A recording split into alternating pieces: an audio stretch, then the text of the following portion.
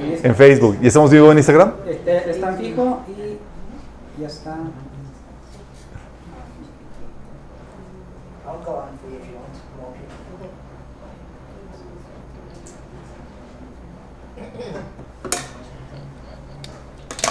Oigan, bueno, qué padre saber que le están aplicando y que le está empezando a funcionar.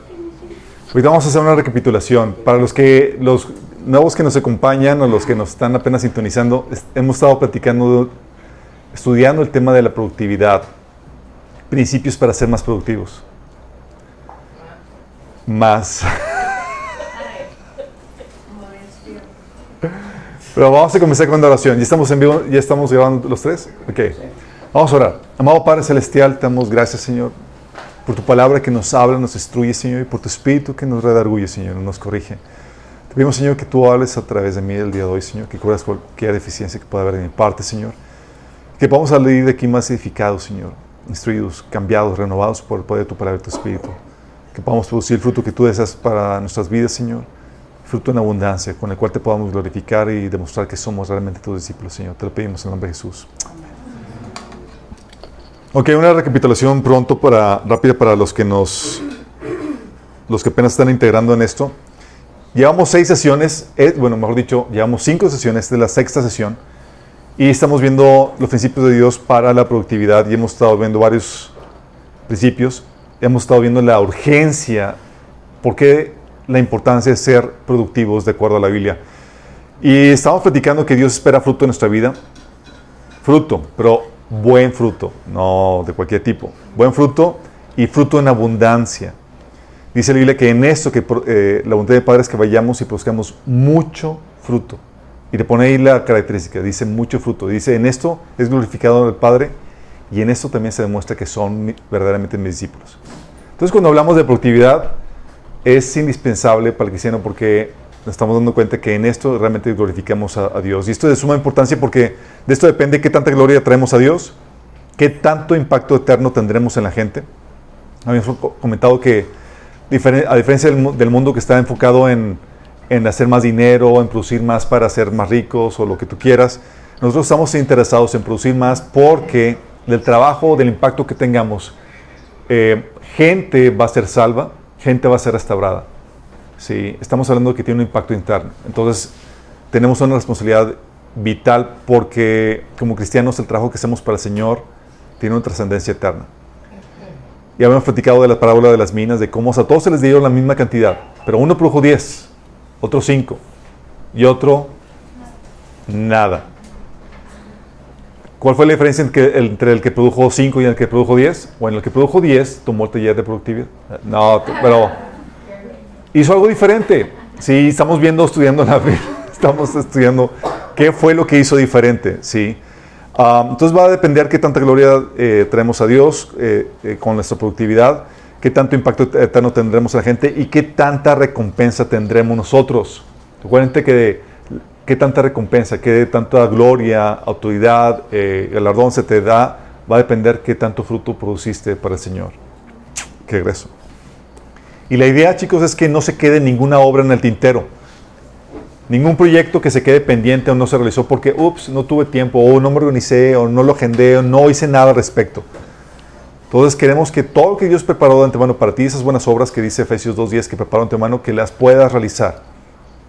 Y eso va a ser una lucha titánica contra el mundo, Satanás y tu carne.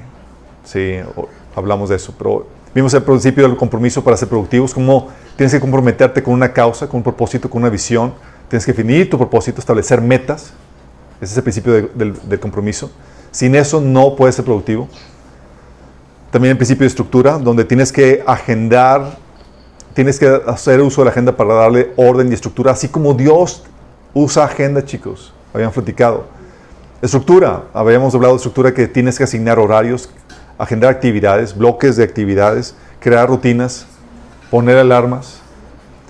Y el orden también es agendar tus pendientes y asignarlos dentro de la agenda. ¿Sí? Entonces tienes que tener orden y estructura.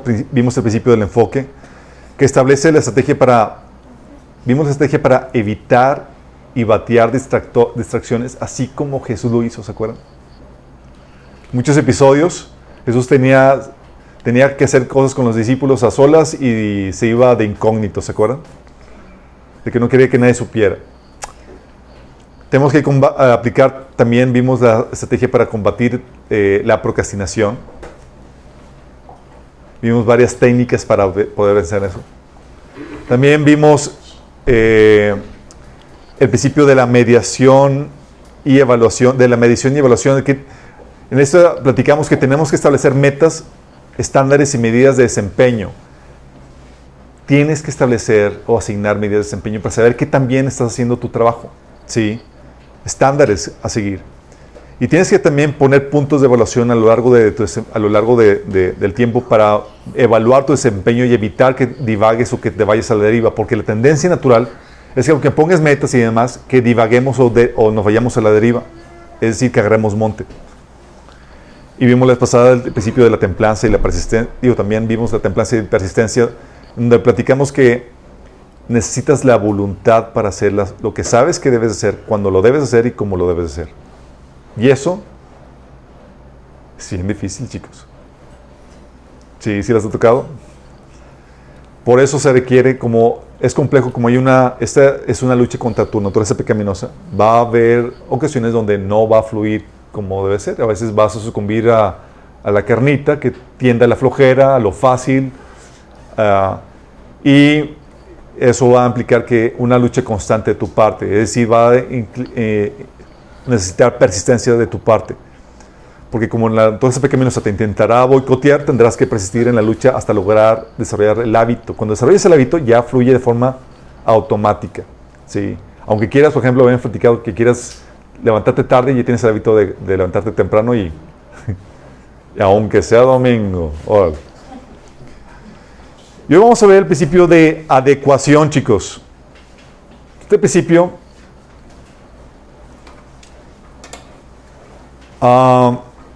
es muy importante, especialmente para los perfeccionistas. Aquí hay gente perfeccionista, chicos. Depende.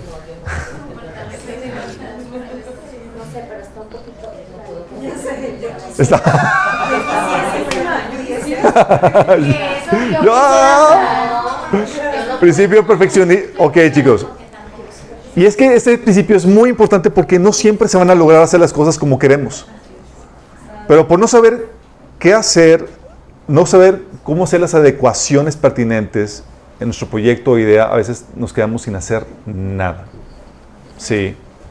Y es donde tienes que, dentro del principio de adecuación, tienes que hacer varias cosas. Uno, tienes que evaluar los recursos. Jesús nos enseña a medir los recursos disponibles, lo cual es vital para la productividad. ¿A qué me refiero con esto? Fíjate lo que dice la parábola de Jesús en Lucas 14, de 28 al 30. Dice, supongamos que alguno de ustedes quiere construir una torre. ¿Acaso no se sienta primero a calcular el costo para ver si tiene suficiente dinero para terminarla? Si echa los cimientos y no puede terminarla, todos los que vean comenzarán a burlarse de él y dirán, este hombre ya no pudo terminar lo que comenzó a construir. El Señor sabe que la gente es carrilla, chicos. Sí. Pero el punto aquí es que termina con una torre inconclusa, inservible. Sí. Y por no hacer el trabajo, por no evaluar los recursos, podemos estar trabajando en algo en vano o algo inservible. ¿A qué me refiero? Que a veces nos lanzamos a hacer una mega obra para la cual no nos alcanza el corto tiempo que tenemos. ¿Sí les ha pasado? Que tienes acá el proyecto así, pero tienes el tiempo pero tú eres acá perfeccionista y así tienes lo ideal y te lanzas por lo mega. Y te escasea el tiempo, tienes poco tiempo, escasea, no mediste bien el recurso del tiempo que tenías y te lanzaste a hacer algo que es inviable. Están cayendo pedradillas por ahí. Y terminas con algo que no se puede utilizar, algo incompleto. ¿Sí? O sea, era enorme además, queda tronco, etcétera. Pasaron las fechas de deadlines o lo que tú quieras. Y al final desperdiciaste tu tiempo y tus pocos recursos porque no mediste bien el proyecto.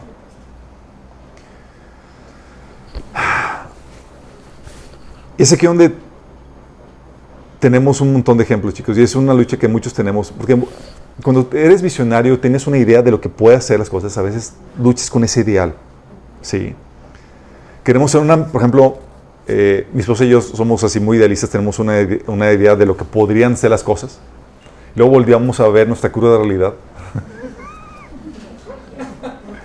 y tenemos que hacer las adecuaciones pertinentes.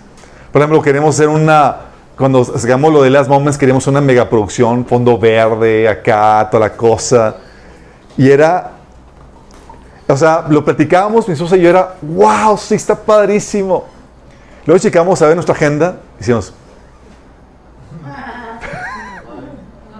o sea, en vez de preguntar cuánto dinero tienes, cuánto tiempo tienes. Y era, no, pues, tengo 5 pesos de tiempo. ¿Qué puedes comprar con esto? Pues, lo que puedas. Sí. Y terminamos con, si no se, la problemática es que si nos lanzábamos a hacer algo sin mega, estaríamos postergando el proyecto vez tras vez y no estaríamos haciendo nada. Algo que, por ejemplo, otra lucha que tenemos en nuestra lucha con ser perfeccionista es que, no sé si les ha pasado que les mando una predicación los fines de semana, el cual confío que lo ven. Sí. Les envío generalmente a todos mis contactos de WhatsApp una predicación el domingo. Entonces, pero nuestros son perfeccionistas, queremos mandarlo ya editado, con cortinilla y tal la cosa, bien padre. Sí. Oye, bueno, por no tener la cortinilla o tener todo eso así, que plus ultra, toda una temporada le dejamos de mandar. Sí. Es decir, no estamos haciendo nada. Por nuestros son perfeccionistas. No teníamos tiempo. Y en vez de mandarlo así, chistes que se difunda el mensaje, nos esperamos de que sea perfecto para comenzar ese proyecto o lanzarlo, ¿sí? O terminamos ya la versión editada, mi esposa terminaba así, se ponía a trabajar el domingo, terminamos a las 10 y era como que, pues, ya mandarlo a las 10, 11, así a las 12 mandando la predicación ahí. Típico trabajo de universidad antes de las 12, el deadline. Entonces, ¿qué pasa? A veces en nuestro intento de hacer cosas muy grandiosas, no medimos el poco tiempo que tenemos. Y eso te afecta en la productividad. Terminas o no siéndolo, o no cumpliendo con los deadlines, o haciendo algo que al final de cuentas ya no es viable hacer. Terminamos, por ejemplo, los trabajos de edición, mi esposa y yo, a las 11, 12 de la noche, y era como que ya, pues, digo, no lo vas a mandar a esa hora. Ya se pasó el tiempo. Sí. Entonces haces una mega presentación y como no se termina y en muchos casos ni se comienza porque estás todo trabado con el proyecto grandioso que quieres hacer, pues no se presenta, ¿sí? O como está muy pomposo el proyecto, ni se empieza, ni siquiera se empieza. Y muchas veces vas a tener que bajar la calidad del trabajo para que se ajuste al poco tiempo que tienes. Y eso a los profesionistas es hacerse, ¿cómo se dice? Harakiri. Es terrible, ¿sí? Tienes que hacer adecuaciones, hacer algo más sencillo, no tan elaborado, pero que resultaría mucho mejor que no presentar algo. Porque la opción es, hago un megaproyecto así grandioso que me voy a terminar inconcluso o no lo voy a poder terminar o hacer algo más sencillo, pero que salga algo. Y es aquí donde tienes que entender la diferencia entre la esencia y la forma. Típicamente los proyectos se paran porque nos enfocamos mucho en la forma. Queremos que quede súper bien pulido y demás, y nos evitamos la esencia.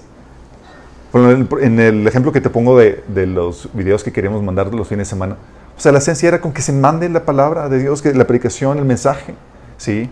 Ya si tiene la ornamentación de vida y la vestimenta correcta y demás, sí, es otra cosa. Bueno, algo que hemos estado discutiendo o peleando con los porque ya tenemos la traducción, chicos, del audio en inglés de sanidad emocional. Se oye genial. Se oye genial, ¿verdad? Ok, ya tenemos los 6. ¿Y sabes cuántos hemos publicado? 1. ¿Qué pasó? Y la lucha es, yo soy de los que tenemos poco tiempo, hay gente que lo necesita, vamos a mandarlo, después en el camino vamos corrigiendo los procesos. Pero tenemos un equipo de profesionistas muy profesionales que ya visualizaron todo lo que... que ya visualizaron cómo deben ser las cosas. Sí. Es excelencia. Excelencia, sí. Así es. Estamos prediciendo, pastor. Sí. Y es aquí donde entra el principio de la muerte del ideal. Sí. El perfeccionismo te puede llevar a la improductividad, lamentablemente. Sí. Dice la Biblia, Eclesiastés 11:4, dice, el agricultor que espera el clima perfecto nunca siembra. Esa es mi frase de la vida.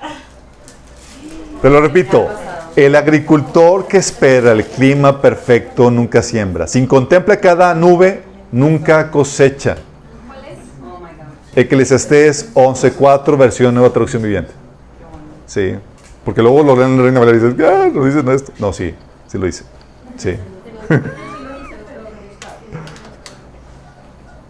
Gracias, gracias. ¿Algún otro micrófono más? ¿Todo bien?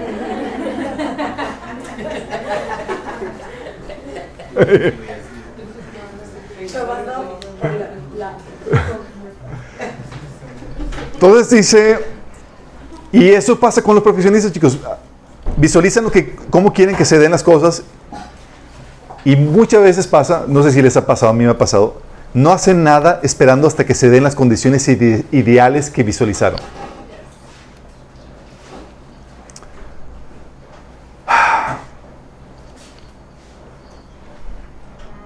Y esto es tremendo, chicos. Por ejemplo, bueno, ahorita les platico los ejemplos, tengo varios ejemplos que contarles en ese sentido, porque muchos de nosotros, y yo me incluyo, son muy perfeccionistas. Pero si algo que he tenido que hacer es aprender a morir, a mi ideal. Si yo espero así como que el Señor me dé todo para hacer así lo que visualicé. Y el Señor me da nada más tantito, dice, a ver qué te alcanza con esto. Señor, ¿cómo que? A ver qué haces con él. Sí. Y es que visualizamos las cosas como queremos que se den.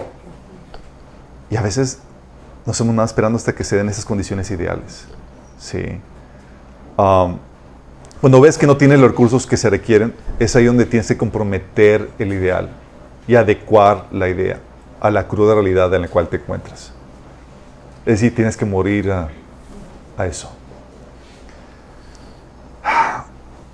Eso es lo que el Señor nos enseña en el siguiente, en Lucas 14, del 31 al 32. El Señor primero nos enseñó a evaluar los recursos que tienes para ver si tienes lo que se requiere para construir la torre. En el segundo ejemplo que el Señor da, dice, supongamos que un rey está a punto de ir a la guerra con otro rey. ¿Acaso no se siente primero para calcular si con 10,000 hombres puede enfrentar al que viene contra él con 20,000? Si no puede, enviará una delegación mientras el otro está todavía lejos para pedir condiciones de paz. Fíjate lo grueso de este asunto. Está hablando el costo y dices, es que no tengo lo que se requiere. Mi ideal es ganar y enfrentarlo y pelear la batalla. No tengo lo que se requiere. Entonces, ¿qué hacemos? Comprometo mi ideal y me adecuo a lo que tengo. No tengo lo que se requiere, pues, hey, mi banderita blanca. Vamos a ponerla a negociar la paz. Sí.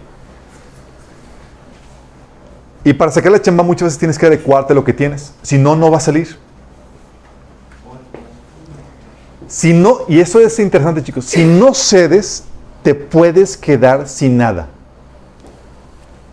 Y hay un ejemplo bien fuerte en la Biblia. Un ejemplo que es el de Salomón, sí, dije Sansón. Salomón dice en 1 Reyes 3, del 23 al 26, fíjate lo que dice. Es el episodio de las dos prostitutas que se embarazaron casi al mismo tiempo y tuvieron 2 bebés, pero una por dormilona se quedó dormido arriba del bebé y lo aplastó y lo ahogó. Sí. Oh, qué miedo, eso sí pasa. Pero la astuta se levantó de noche y cambió el bebé, su bebé muerto, por el vivo de... Sí. Y cosas terribles. Sí. Lo que hacen las mamis. Todos estaban diciendo, entonces se estaban peleando por el bebé. Decía una, es que el bebé es mío. Y la otra, no, es que es mío. Y estaban ahí peleándose. Y Salomón tenía que decir de quién era. Y el rey deliberó. Una dice que el niño está vivo, que el niño que está vivo es mío y el muerto es el tuyo. Y el otro dice, no es cierto, el niño muerto es el tuyo y el que está vivo es el mío. Entonces ordenó, tráiganme una espada. Cuando se la trajeron dijo, partan en dos al niño que está vivo y denle una mitad a esta y la otra mitad a aquella.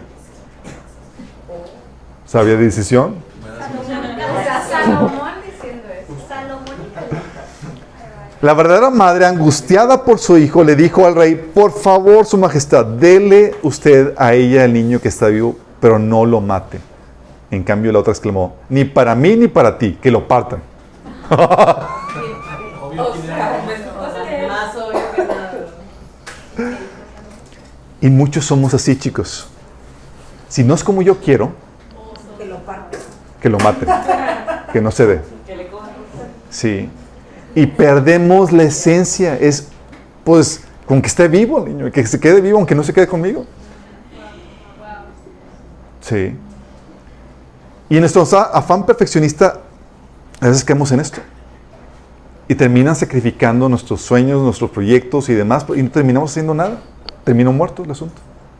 Porque no sacrificamos el ideal. Perdimos la esencia. Sí.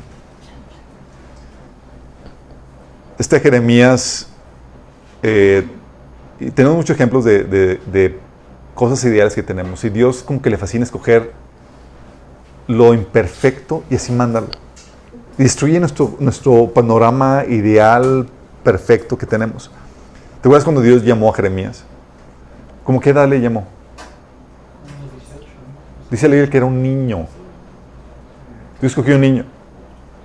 Dice Jeremías 1, del 4 al 7, vino pues palabra de Jehová a mí diciendo, antes de que te formase en el vientre te conocí, antes de que nacieras te santifiqué, te di por profeta a las naciones y dije, yo dije, Señor Jehová, he aquí yo no sé hablar porque soy un niño. Y me dijo Jehová, no digas soy un niño, porque a todo lo que te envíe irás tú y dirás todo lo que te mande. Fíjatela, él tenía un ideal, deja que crezca, deja que perfeccione mi habla y demás. Y el Señor dice, no. Así imperfecto, órale. Y le arruinó su ideal. Y tuvo que comenzar a profetizar así con sus problemas de habla, con su inmadurez, con su corta edad y demás. Sí. Y a veces tenemos ese escenario perfecto. Cuando comenzamos aquí lo de Minas, obviamente el ideal era, pues, rentas un local, tienes un equipo de alabanza, todo perfecto de qué tal cosa. Pero nosotros comenzamos aquí en la casa y comenzamos con la grabación. No sé si quién estuvo aquí en estos episodios. No teníamos ni siquiera micrófono. Ahorita denle gracias a Dios que se escuche mucho mejor. Teníamos un celular y el celular era de Galaxy Note, la primera generación. Y era una mastodonte. Y no había tripiés ni había estantes para celular. Entonces era un cartón. Era de cartón. Era de cartón y sobre una botella de refresco. Ese cartón me lo tiraron varias veces la muchacha que hacía la limpieza. Sí. ¿Dónde están mis estantes?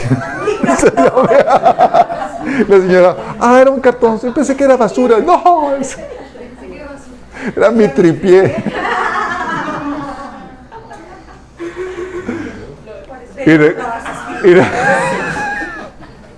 Oye, recuerdo. Y luego para hacerlo interesante, o sea, yo me puse de aquel lado, no de este lado, para disimular. Entonces me puse a aquel lado y se veía la cocina, el refresco de Coca-Cola y era atrás, se veía como la gente pasaba atrás de mí y se servía y tal cosa mientras que yo daba el estudio. Obviamente, todos los profesionistas que vieron eso, entre ellos mi esposa y otras amistades, se estaban rasgando las cinturas. No, ¿qué hiciste? Bla, bla, bla. Y había también la problemática, es que la casa no está adecuada, o sea, no hay que mejorar la cocina. Y tenemos esas ideas perfeccionistas.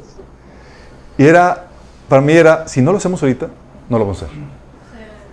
Sí. Y el Señor me consolaba y dice, Señor, estoy bien, ¿verdad? El Señor me enseñaba que esto iba a ser también de consuelo para muchos que también ponen el escenario imperfecto como excusa para no comenzar.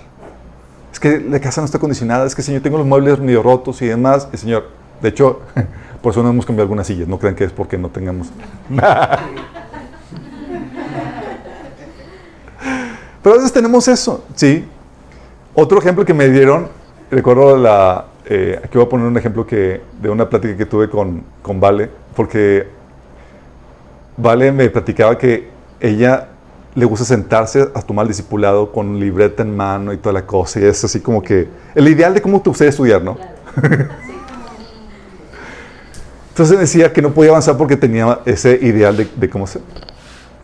Digo, a volar ese ideal en el carro, sí, en el trayecto.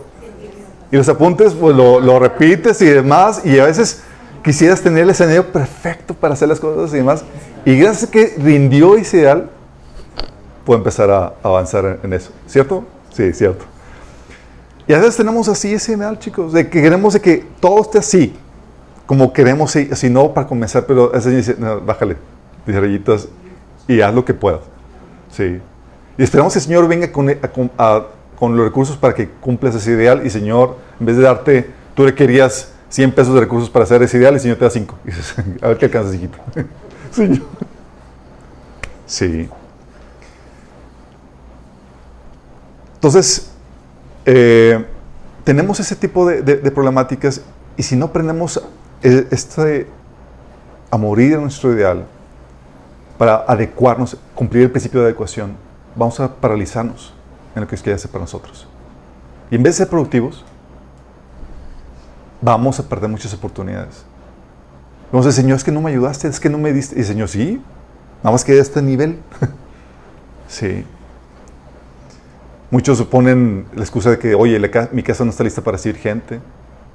Y sí está, sí. Nada más que no es en el ideal que quieren, sí. Otros dicen, no, es que mi cocina está mal, o está la casa medio pintar. O tienes el ejemplo de que no escribes nada porque esperas el escenario perfecto para comenzar a escribir. Sí. Tú te imaginas acá una casa de retiro con las películas, tú solo y toda la cosa. El agua y toda la cosa. Y dices, Señor, ¿por qué?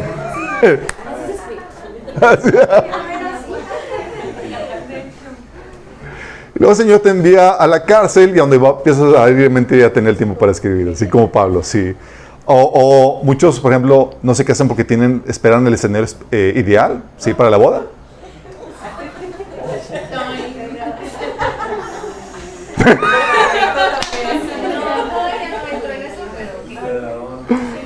Obviamente, es aquí una tensión entre lo que puedes y hacer, lo que puedes alcanzar a buscar algo ideal y demás, pero hay gente, tuvimos una pareja que estimamos mucho, que decían, oye, ¿por qué no se casan? Llevaban, ¿qué? 3 o 4 años de novios, 3 años, y decían, no, es que yo me voy a casar ya que alcance mi primer millón.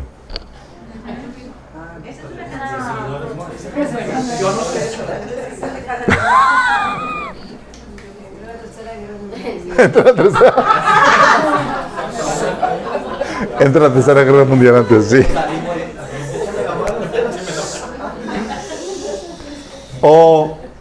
Oye, la otra situación profesionista es que no puedes pastorear a una iglesia porque la persona no fue al seminario. Sí. Tiene todo el conocimiento, pero no tiene el título de seminario. Y muchos piensan eso. Entonces, por no tener tener ese escenario ideal, no se lanzan. Por ejemplo, en China, la iglesia ha explotado en crecimiento y demás, no gracias a que los pastores van al seminario, chicos, sino que se discipulan y en el ajetreo y demás van aplicando todo eso. Sí. Algo que decía un comentarista acerca de la explosión evangelística, decía que si las iglesias se atuvieran a que los líderes de iglesias, todos los líderes, tuvieran que pasar 4 años, 5 años de estudios teológicos para luego ejercer el pastorado, no se multiplicaría. La explosión que se dio en China del cristianismo jamás hubiera sucedido. Sí. De hecho, los apóstoles y demás, tú ves como la estrategia que tenía Pablo para llevar a cabo la estrategia de fundar iglesias. Iba a un lugar, ponía a una persona, a un cristiano más o menos recién convertido, pero más maduro que los demás, y tú eres el pastor, y te voy diciendo qué onda con eso en las cartas. ¿Sí? Y lo iba dando seguimiento en el camino, ¿sí? Y para muchos es rasgarse las vestiduras porque no es el escenario ideal. Pero así es como Dios hace eso, chicos. De hecho, ponemos muchos peros. Pero si te das cuenta, el principal problema es que cuentas con la esencia para hacerlo, pero no tienes la forma que te gustaría. Y por eso sacrificas ese bebé que es la esencia.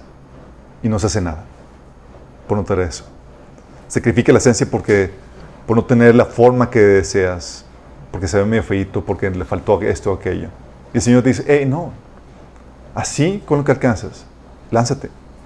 Y es ahí donde Dios se glorifica, porque en medio de esa situación, en medio de esa debilidad, de esa falta de perfección, es donde Dios se glorifica, chicos. Dios envió a extender su palabra a gente que era pescadora, que no tenía estudios. Si pues es lo que tengo, pues bueno, vamos a trabajar con lo que tenemos. Y así se lanzó. Porque la meta no es sacrificar el producir, chicos, sino hacer lo mejor que podamos con los recursos que tienes. ¿Sí? ¿Qué es lo que tengo? Ok. No voy a sacrificar el producir. Tengo que producir algo. ¿Sí? Pero tengo que adecuarlo. Jesús predicó el evangelio, chicos, déjame recordarte, a pie en todo Israel. No está esperando que Señor, caballito, un corcel, un burrito o algo para no, era, órale, chicos. Sí. Oye, Moisés le dijo a Dios, Señor, yo soy tartamudo. Y el Señor le dijo, sí, cierto. Bueno, déjame buscarte a alguien más. No. Así, imperfecto, ve a liberar a Israel. Sí. Jeremías profetizó siendo niño. Señor, no sé hablar. Órale, ni modo. Pablo llevó a cabo su misión de apóstol con un aguijón en la carne. Escenarios que no eran perfectos. Pero en esta imperfección, Dios utilizó ese escenario imperfecto para hacer maravillas, chicos. Tenemos que estar conscientes de eso. ¿Vamos? Este es el principio de la adecuación. Es de los más difíciles para los perfeccionistas. Sí. Y no sé, si tú estás casado con un perfeccionista, es el conflicto, ¿sí? Porque uno a veces, yo ya estoy tan muerto a ese perfeccionismo en ocasiones que ya caigo en lo chambón. Y pasa, no, dame chance antes que lo envíes, déjame corregir esto y hacer esto. Ok, amor, tienes 5 minutos para, eso es lo único que tenemos. Lo que puedo hacer, lo más bonito en 5 minutos. Sí. Y es lo que tenemos que aprender a hacer, a mediar eso, ¿sí? Para hacer lo mejor que podamos en el poco tiempo que tenemos. El otro principio, chicos, es el principio del trabajo en equipo. Indispensable para ser productivos. La Biblia te enseña que tú solamente eres productivo en tu área fuerte. Es decir, no eres productivo en todo.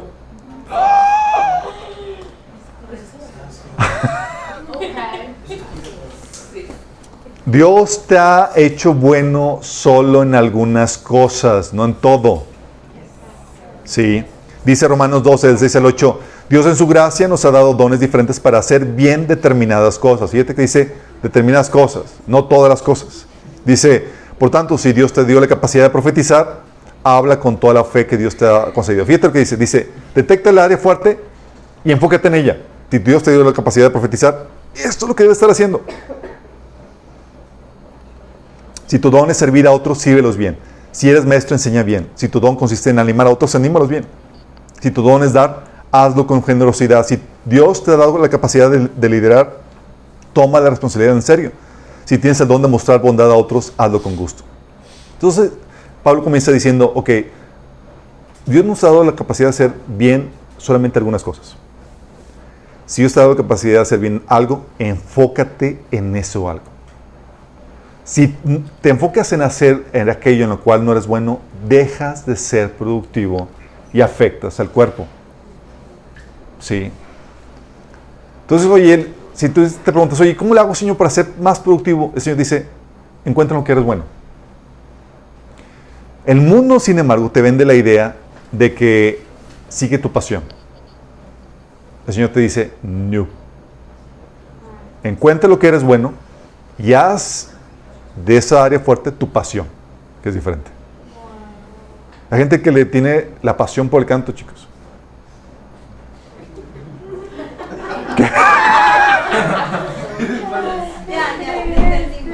Conmigo no te metas.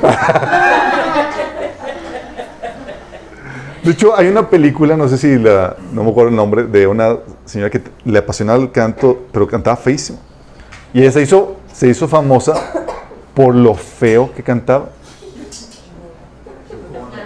Es en serio. Por lo valiente.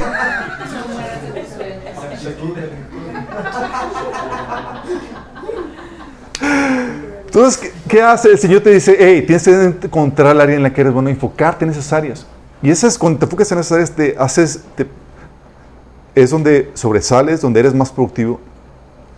Y tienes que, es como dice el dicho, zapatero tus zapatos. ¿Sí? Y eso cuando se habla de zapatero tus zapatos, ese dicho es, ¿quieres ser productivo? Tienes que identificar en qué eres bueno y dedicarte a eso. Como te comenté, no seguir tu pasión, sino hacer de tu talento tu pasión. El deseo de Dios es que hagas aquello en lo que eres fuerte. Y llega la pregunta, ¿y qué pasa con aquellas áreas en las que no eres bueno? Haz equipo con los que sí son buenos. Haz equipo con los que sí son buenos en eso, chicos. Es el principio de dependencia donde no puedes hacerlo todo tú solo. Si quieres ser productivo tendrás que hacer trabajo en equipo con otros. Dice 1 Corintios 12 del 21 al 22, el ojo no puede decirle a la mano, no te necesito. Ni puede la cabeza decirle a los pies, no lo necesito. Al contrario, los miembros del cuerpo que parecen más débiles son indispensables. Está hablando de esa independencia. Como solamente soy bueno en unas cuantas cosas, tengo que depender de otras cosas, en otras áreas, del talento de otras personas que son buenas en esas áreas. ¿Sí? Y por eso el Señor, como no nos hizo todopoderosos y nos dio dones limitados a ciertas áreas, Dios desde el inicio nos hizo trabajar en equipo. Dios dándole al hombre una ayuda idónea.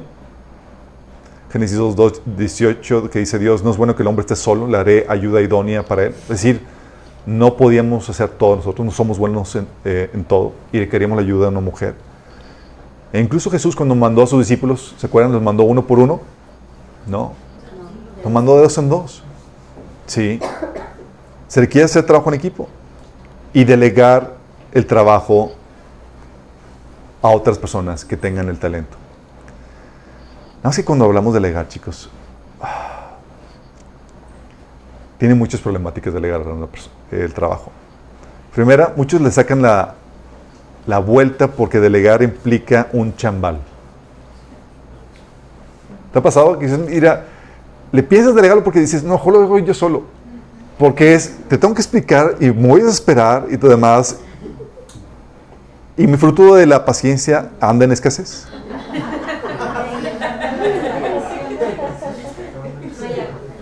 No hay agua. Hay sequía.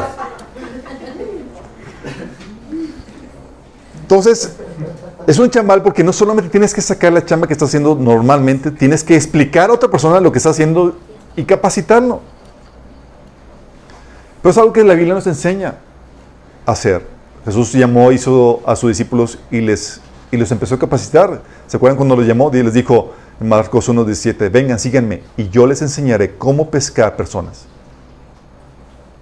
Les dio el potencial, les dio la capacidad, dijo, ok, nada más necesitan capacitación. Voy a invertir en ustedes, en la capacitación. ¿Sí? Lo mismo que decía Pablo a Timoteo, en 2 Timoteo 2:2, que dice, me has oído enseñar verdades que han sido confirmadas por muchos testigos confiables. Ahora enseña estas verdades a otras personas dignas de confianza que están capacitadas para transmitirles a otras. Sí. Señor, hablando de que, hey, vamos a replicar esto. Tú ya tienes esto, vamos a multiplicarte en otras personas más que den esas enseñanzas. Mateo 10:25 te habla de que los alumnos deben parecerse a su maestro y los esclavos deben parecerse a su amo. Hablando de ese proceso de capacitación, de crecimiento. Sí. De hecho, en 2 Timoteo 3:16 al 17 dice que toda la escritura es inspirada por Dios y útil para enseñar, para reprender, para corregir, para instruir en la justicia, a fin de que el siervo de Dios esté enteramente capacitado para toda buena obra. O sea, se tiene que pasar por un proceso de capacitación. Y esto a mucha gente le saca la vuelta. Porque es cierto, capacitar gente es bien desesperante. ¿Quién de aquí le enseñó a manejar a sus papás?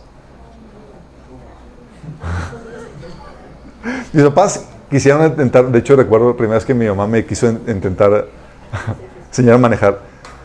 Fuéramos un episodio, se esperó y ya tiró la toalla. Porque era un carro de clutch, de cambios. Entonces me decía, ok, sacas el clutch y metes el acelerador. Clásico, ¿poco no? Entonces, pues saco el clutch y meto.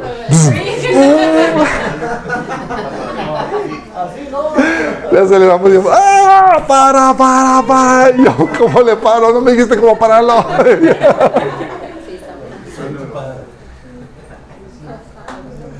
Total. Y mi papá también me enseñó una vez, y se desesperó, me dijo, mira, ¿sabes qué? Hazle como puedas, pero no vas a usar el carro hasta que tengas una licencia de manejar. Y entonces me tenía que, a escondidas, aprender a manejar y toda la cosa. Sí. Porque es desesperante a veces enseñar a la gente. Mucha gente le saca la vuelta a eso. No solamente esto implica, delegar trabajo implica capacitar. De hecho, por eso me he tardado en algunos equipos en delegarles algunas tareas, porque estoy haciendo los manuales. Ya llevo varios videos, por ejemplo, para el equipo de páginas y de podcast y de redes. Son un montón de cosas que van a tener que hacer, y pasar todos los manuales es toda una friega. Aparte del trabajo que uno tiene que hacer de forma habitual. Pero también la otra problemática es confiar en la obra de Dios en las personas, chicos. Híjole. Confiar en que tienen el criterio necesario para tomar las decisiones correctas. Para hacer las cosas como deberían de hacerlas. Que tienen lo que se requiere. Mucha gente no delega simplemente porque no confía en la gente, en que lo voy a hacer bien. Y porque no es más fácil, mejor yo lo hago. Así evito problemáticas y sustos, y darme cuenta que al final de cuentas no se hizo nada. ¿Sí? Pero Jesús era una persona que confiaba. Fíjate, la perspectiva de la Biblia es: no confiaba en el talento per se de las personas, sino en la obra de Dios en las personas, que Dios capacita a las personas, que Dios puede hacer cosas tremendas en las personas. Dice Juan 16:7, Jesús diciendo: les conviene que me vaya, porque si no lo hago, el Consolador no vendrá a ustedes. En cambio, si me voy, se los enviaré a ustedes. Hablando de, estoy listo para pasar la estafeta, chicos, yo me voy. O sea, Él está listo de que ustedes van a continuar. Y les conviene. Pero la mayoría de nosotros estaríamos paniqueados de que, es que si me voy, Señor, todo va a colapsar. ¿De todos no se arma ni uno? ¿Les ha pasado por la mente? Dice 2 Corintios 3:5, hablando Pablo, de que no es que pensemos que estamos capacitados para hacer algo por nuestra propia cuenta. Nuestra aptitud proviene de Dios. Y es ahí donde, si tal vez te cuesta trabajo confiar en la gente, en el talento, en la habilidad que tiene para hacer las cosas, es más fácil cuando ves a Dios operando en la gente. Es la manera en como Pablo podía delegar el trabajo a los líderes de la iglesia. Era como, ¿cómo voy a dejar a una persona que es relativamente nuevo a cargo de una iglesia con todas las complejidades que conlleva una iglesia? Y Pablo lo que dice es que los encomendaba a la mano de Dios. Sí. Tremenda fe que tenía Pablo en el operar de Dios. De hecho, mira, y es algo que Dios hace con nosotros, chicos. O sea, te soy sincero, no sé, a veces Dios tiene una confianza desalmada en nosotros porque, o sea, nos concede tener hijos.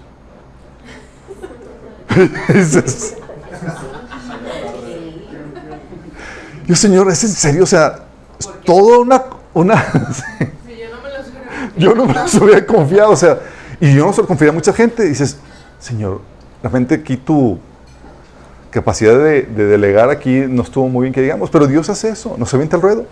Saben que vamos a poder sacar la chamba a gritos y sombrerazos, pero la vamos a poder sacar.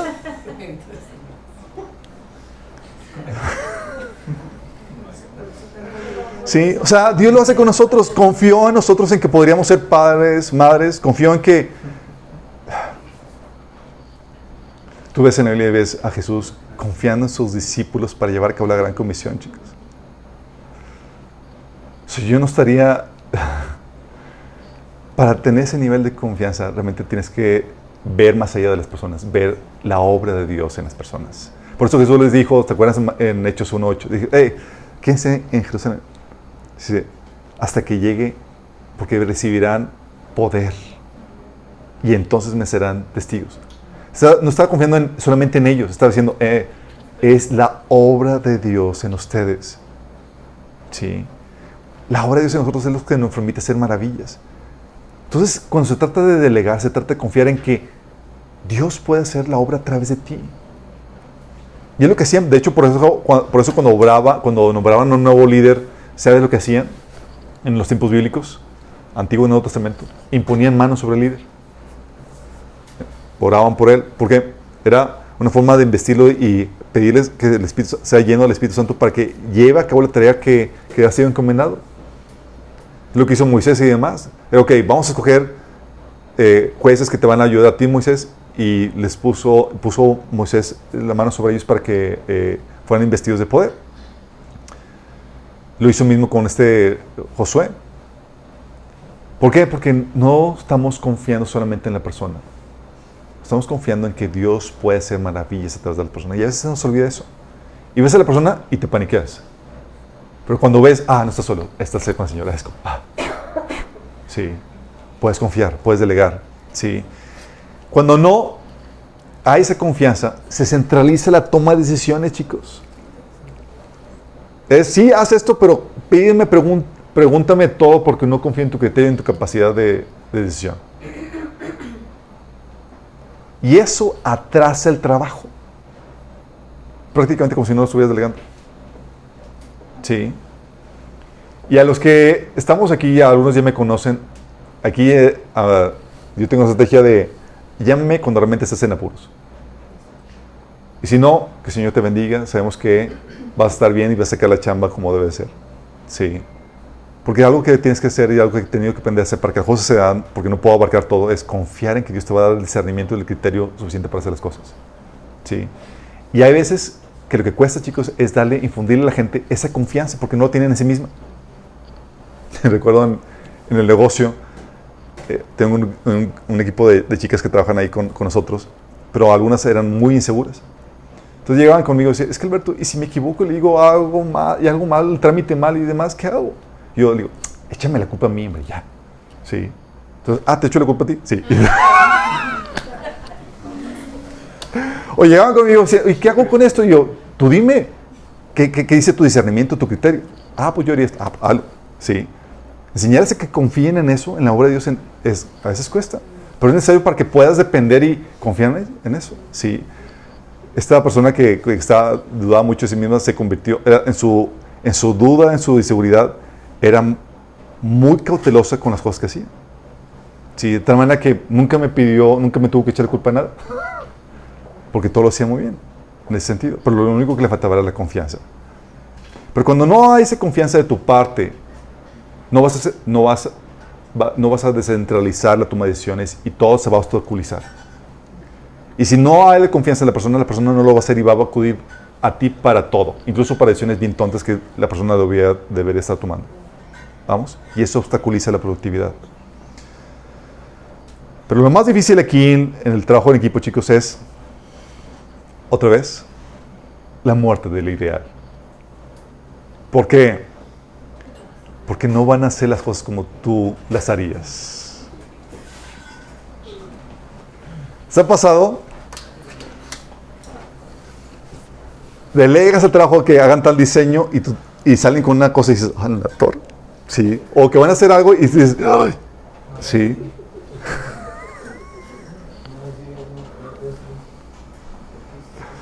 Fíjate, Pablo tenía esta problemática, pero volvemos a lo básico.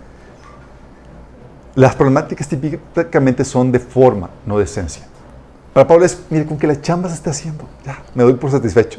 Y yo, Pablo, lo están haciendo muy mal. Y yo, lo están haciendo ya, sí. ¿Qué es lo que dice Pablo en Filipenses 1 del 14 al 18? Dice, Gracias a mis cadenas, ahora más que nunca la mayoría de los hermanos confiados en el Señor se han atrevido a anunciar sin temor la palabra de Dios. Es cierto, algunos predican a Cristo por envidia y rivalidad, pero otros lo hacen con buenas intenciones. Estos últimos lo hacen por amor, pues saben que he sido puesto para la defensa del Evangelio. Aquellos predican a Cristo por ambición personal y no son movidos y no por motivos puros, creyendo que así van a aumentar las angustias que sufro en mi prisión. ¿Qué importa? Al fin y al cabo, sea como sea, con motivos falsos o sinceridad, se predica a Cristo. Por eso me alegro y me seguiré alegrándome. Tú y yo, chicos, estaríamos histéricos tratando de callar medio mundo. Es que no lo están haciendo bien y todo como queremos que se dé. Pero Pablo era, está predicando a Cristo, ya, hombre. Así bien que mal, están ayudándome con la chamba. Señor, la motivación, lo están haciendo con... Mira, gente se está convirtiendo ya, sí. Vamos, ole. Y es que el deseo de que las cosas se hagan a la perfección como tú deseas, ahorca la productividad. La ahorca. Dices, no, por favor, no lo delego. ¿Sí? Y eso, por ejemplo, esposos tienen que aplicar esto, porque tal vez muchos esposos están así paniqueados porque saben que su esposa es medio despistada y demás, y tal vez sus hijos no van a cuidar su esposa no va a cuidar a los hijos como ellos quisieran. Pero tienen que ceder porque tienen que ir a trabajar. Y es como que, digo, pues es lo que tengo, con que llegue y estén vivos.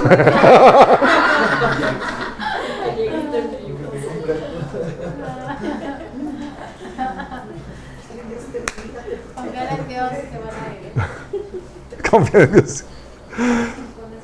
Sí.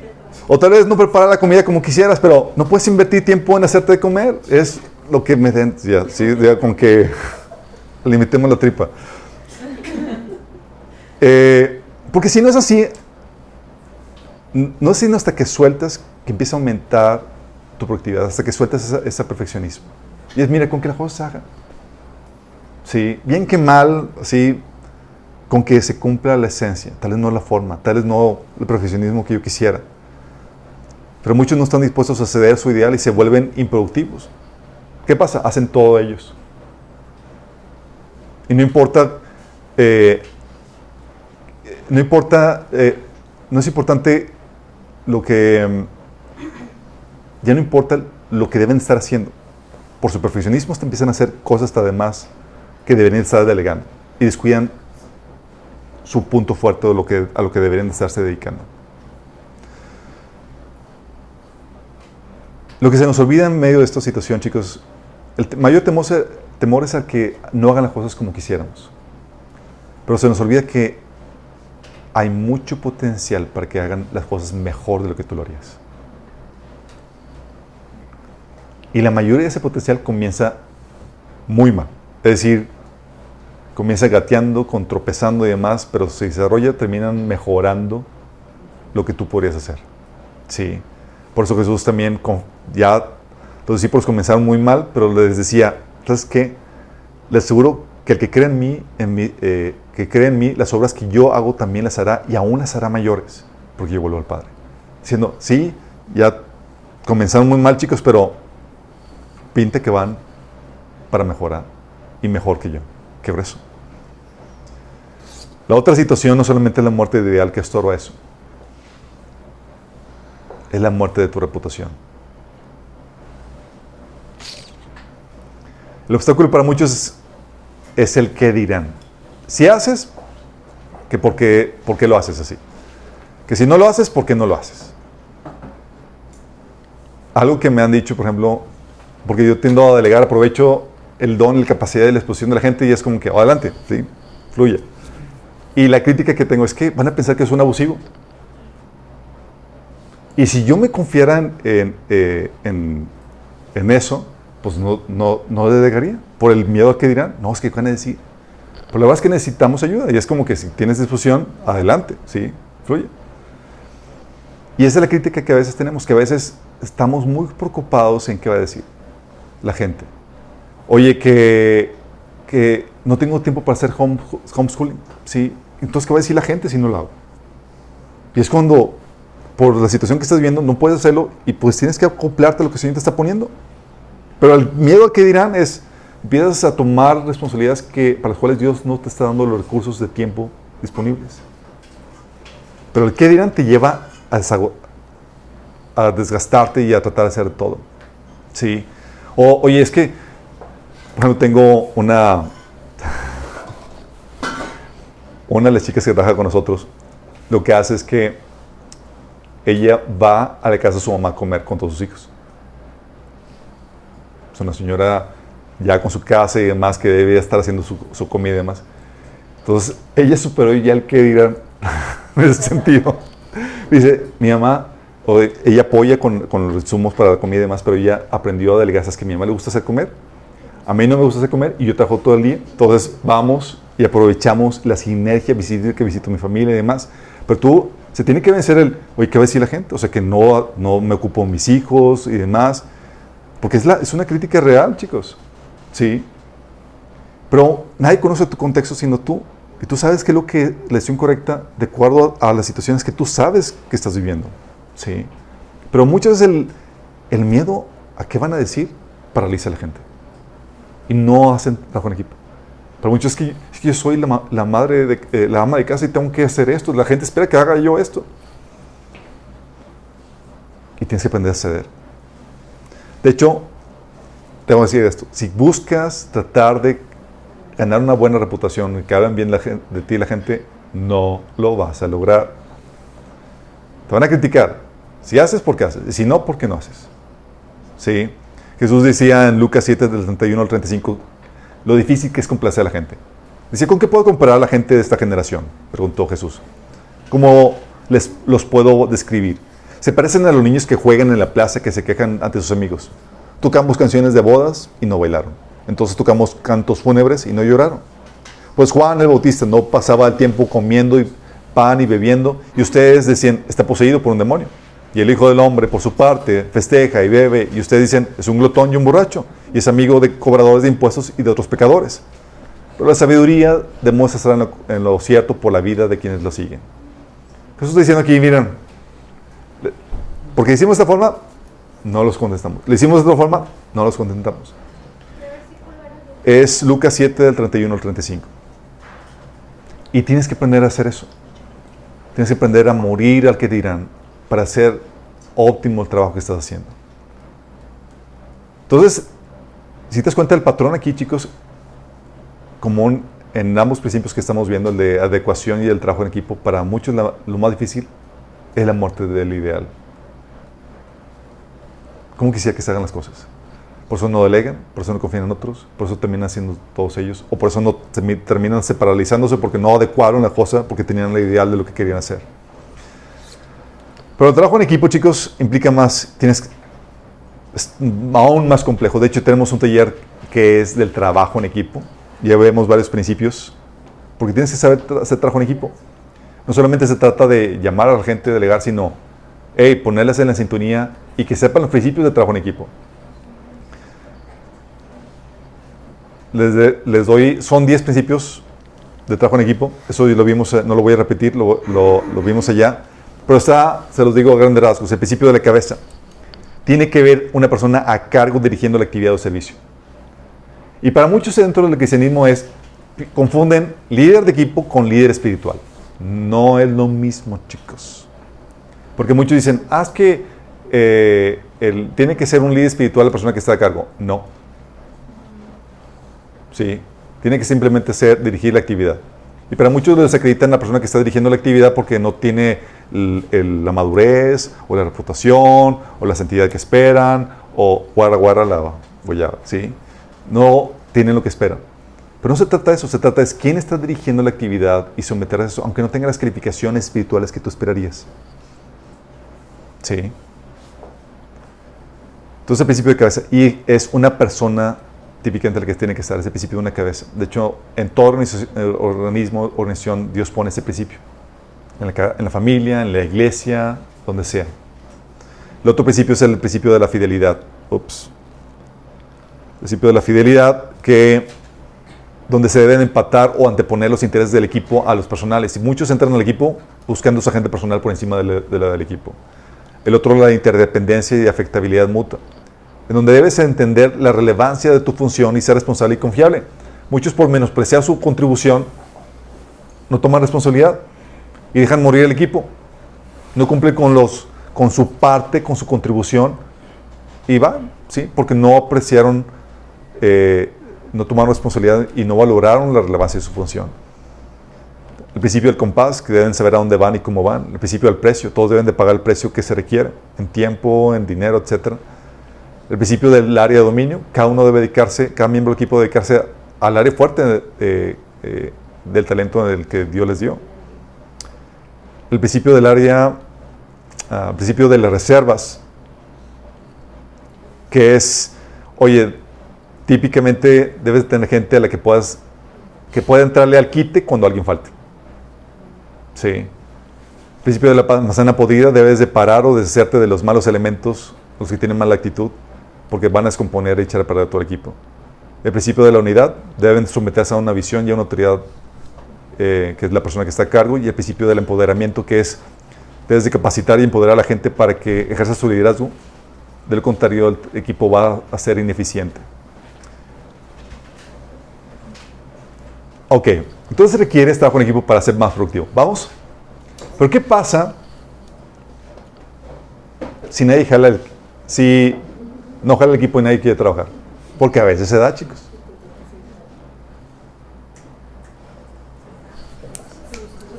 Se deshace. Los corren. Next, el que sigue. Al principio, aplica ese principio COSAD. Claro, hello. Obi. Principio COSAD, que es con o sin ayuda de otros. ¿Eso existe o es tuyo? Existe. Es de un libro, se llama Jesus Heal, ayuda de otros. Falta otro, pero no quedaría bien. COSAD no sé nada. Porque esto, chicos, porque es cierto, alcanzarías mucho más si contaras con la ayuda de otros, pero si esta ayuda no llega o falla, corres el riesgo a no hacer nada. ¿Sí? Y aquí aplicas el principio COSAD. ¿Qué va a pasar? Saca la chamba. Tal vez más lento, tal vez no en la magnitud que se podría si tuvieras el equipo, pero se sacaría la chamba. ¿Sí? Tienes, por ejemplo, el caso de Israel en la Biblia, donde, oye, Dios tenía el proyecto de llevar a Israel a la tierra prometida. Y a mitad del camino el equipo se raja. Vámonos de vuelta a Egipto. Sí. El Señor, no, es para acá. No, queremos volver. Bueno, Dios harto, dice en Números 14, del 11 al 12.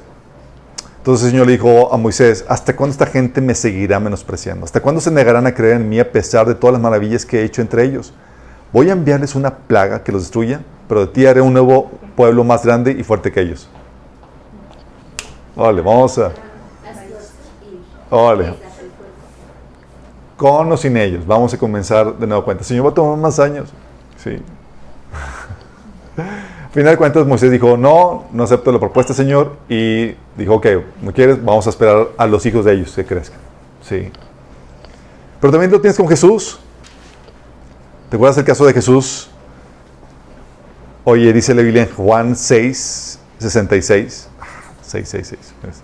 Dice... No lo leas.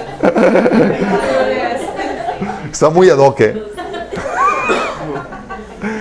Es el versículo de la apostasía. Dice, desde entonces muchos de sus discípulos le volvieron la espalda y ya no andaban con él. Así que Jesús les preguntó a los 12, ¿también ustedes quieren marcharse? Para el Señor era como que, si no quieren, adelante. Yo voy a seguir a mi propósito con o sin ayuda. ¿Sí? Y los discípulos temblando dijeron, Señor, pues ¿a quién iremos? Solamente tú tienes palabras de vida eterna. ¿Sí? Pero tenía esa actitud. De hecho, Jesús dijo en el capítulo 16, versículo 32, miren que la hora viene y ya está aquí, que ustedes serán dispersados y cada uno se irá a su propia casa y a mí me dejarán solo. Sin embargo, solo no estoy porque el Padre esté conmigo. O sea, aunque lo dejaran solo, él iba a seguir su misión, con o sin ayuda.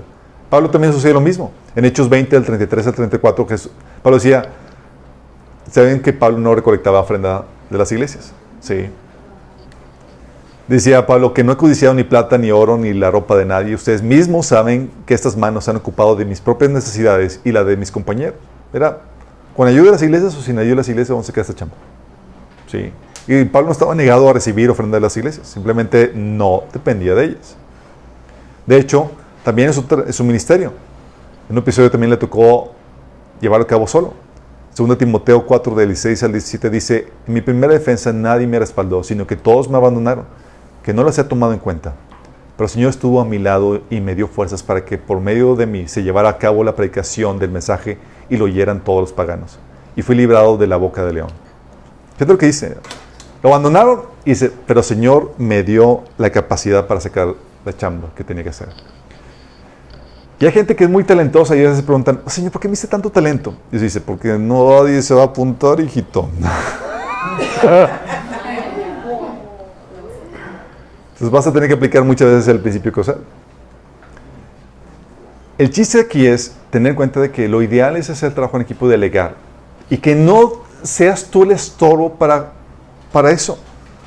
Porque no capacitas a la gente, o porque no confías en la obra de Dios en ellos, o porque tienes un ideal tan perfecto que no puedes confiar en que alguien más va a hacer eso. Cuando en vez de tener en mente que con que saquen la chamba, como decía Pablo. Sí. Tal vez no van a cocinar como tú digas, tal vez no van a cuidar a los niños como tú quisieras, tal vez no van a hacer, pero mira, venga, con que saquen la chamba. Sí. Es lo importante. Tal vez no, tal vez vaya a pasar eso. Pero lo importante aquí es que no quede de ti el hacer trabajo en equipo. Pero muchas veces, por más que tú quieras, nadie se va a apuntar o van a abortar la misión. ¿Y qué va a pasar? Pues con o sin ayuda, chicos. Sí, tenemos que sacar la chamba. Cosa. Sí. De hecho, ¿se acuerdan cuando sacamos todas las áreas de servicio? Si hubieran visto en la cara de algunos de ustedes, como que todo eso hacían Damaris y tú, dice, todos estaban, pues cosa. Sí, gracias a Dios que se han apuntado de más. Y no porque no quise apuntar en nada, simplemente no teníamos el tiempo para andar sacando la chamba al mismo tiempo delegar. Ahorita estamos un poco con la mente más despejada. Y gracias a Dios que se han apuntado. Pero eso es lo que te va a permitir ser más productivo. ¿Sí? Dos principios. Principio de la adecuación. Tienes que adecuarte. ¿Sí? No te puedes quedar improductivo porque el ideal que tú tienes no se quiere dar, o no se puede dar, o no tienes para que se dé. Y el trabajo en equipo. ¿Sí? Vas a tener que delegar, capacitar. Y fíjate en la esencia, como decía Pablo, miren, con que hagan la chamba, ya, me voy por satisfecho. Señor, no tiene la motivación correcta. Sí. Señor, fundaste una iglesia, imagínate Pablo, fundó la iglesia de Corintios y ya se me estaba descomponiendo por completo. Mira Pablo, pues bueno, ahí vamos arreglando en el camino. No tienes que esperar ese escenario perfecto. Entonces, perfeccionistas, oramos. Amado Padre Celestial, damos gracias porque tú nos alertas y nos haces ver aquellos obstáculos que nos impiden ser productivos para ti, Señor. Y esos obstáculos simplemente somos nosotros mismos, Señor. Que a veces queremos que las cosas se den como en la perfección que visualizamos, Señor. Y no nos adecuamos a la realidad, Señor, en la cual tú nos has puesto, Señor. Señor, a veces simplemente nos batallamos en delegar, Señor, porque no confiamos en la gente o no creemos que vayan a hacer las cosas como esperamos, Señor. Padre, ayúdanos, Señor, en esa situación. Que podamos ser como tú, Señor, que confías en la obra que puedes hacer a través de las personas.